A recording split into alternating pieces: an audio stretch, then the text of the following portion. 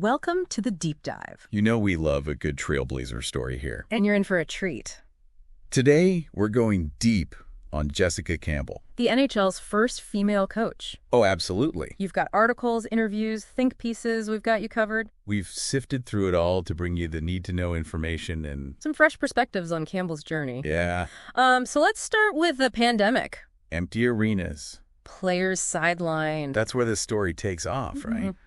NHL players. And we're talking big names. Severson, Shen, Schost. Even Seabrook and Weber.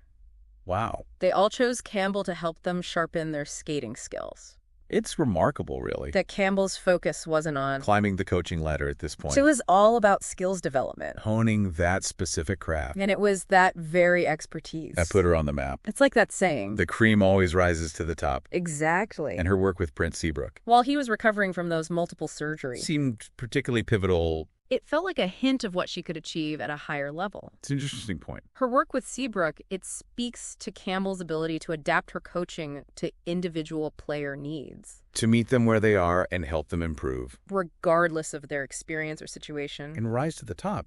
She did. From that point, Campbell's career really took off. Yeah, it was like she plotted a course.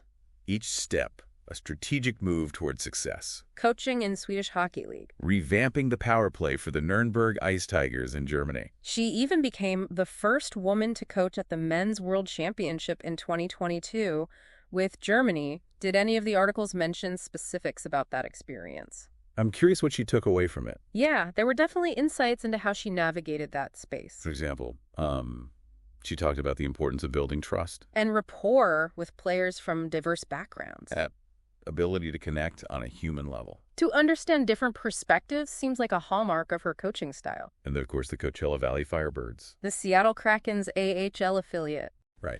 That's where she really made history on North American ice as the first woman to coach in the AHL. And it wasn't just about breaking barriers. Her teams performed. She led the Firebirds to back-to-back Calder Cup Finals appearances. That kind of consistent success is what turns heads in the coaching world. It definitely caught the eye of Kraken GM, Ron Francis.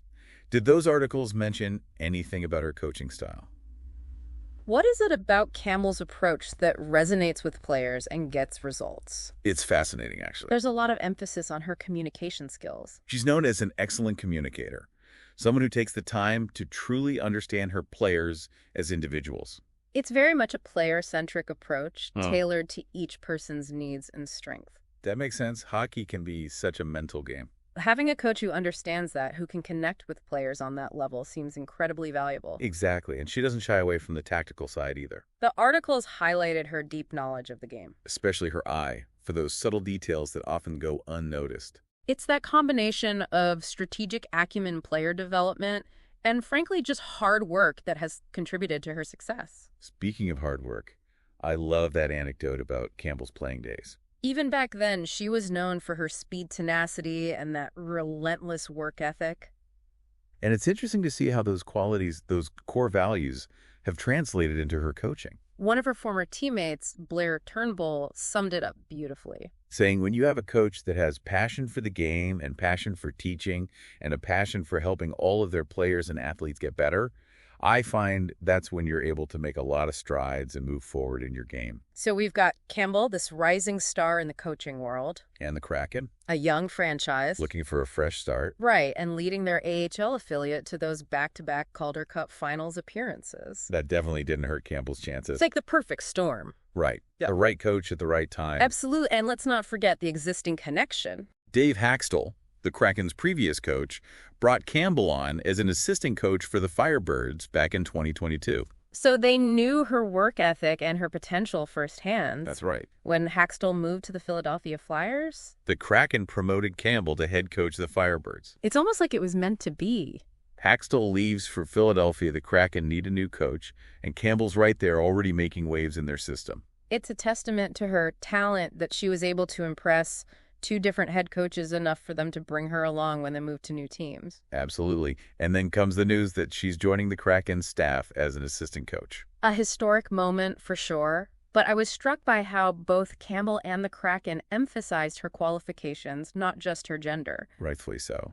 Kraken GM Ron Francis said it best. She's got a real good knowledge of the game. This wasn't about checking a box. It was about bringing in the best possible candidate. And her track record speaks for itself. Exactly. It feels like a turning point. Not just for women in hockey.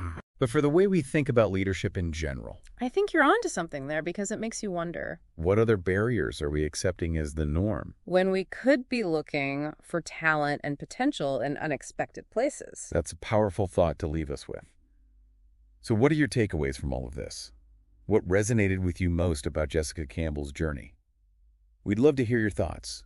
Be sure to share them with us on social media. Until next time, keep exploring and keep diving deep.